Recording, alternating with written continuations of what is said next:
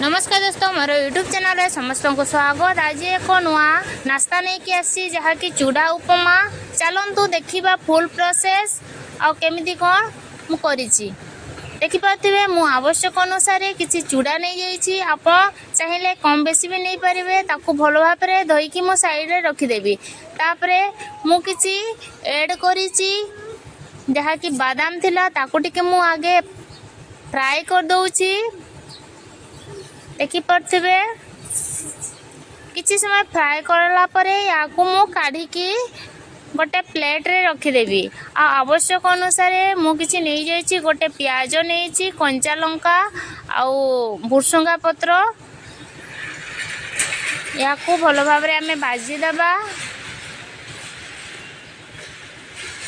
जेते बेले प्याज टिके ब्राउन कलर हे जिवो सेते बेले हमें पकई देबा जहाँकि आमे धोईकी रखिथिबा चूड़ा को। तागरु मु किछि पकई दउछि, कलर पाई मु किछि देई दउछि, हळदी आउ लूण टिके देई दउछि। आपण चाहिले हळदी को स्किप भी करि परिबे।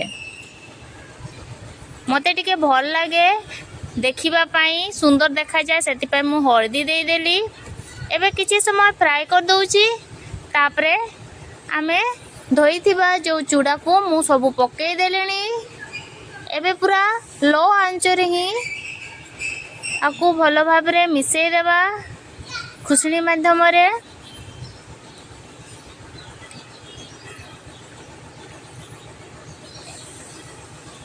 आउ मिठा टिके लागिबा पाई मु चीनी मध्य ऐड कर दउछि। हल्का टिके देबे चीनी, काहे ना खाइला बेले टिके भलो लागिबो। तापरे ढंकेई दउछि, किछि समय पाई छाडी देली। तापरे मु देखिली तो हमर भलो भाव रे हेई गलानी जहाँकि चूड़ा उपमा। तो आमे भजा करिथिबा जो बादाम को भी मु पकई देलेनी, मिसई देबा भलो भाव रे। तापरे मु ऊपरे गार्निश कला पाई किछि जहाँकि धनिया पत्र काटिके मु रखिथिली ताहा मध्य टिके पकई देबी। केते सुंदर भाव रे भलो भाव रे देखा जाउछि। एबे भलो भाव रे मिसई देबा।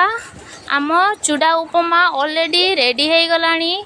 आपण भी चाहिले खाई पारबे। जो मानकू चूड़ा पसंद नहीं तो एमती करिके खाइबे, बहुत भल लागिबो।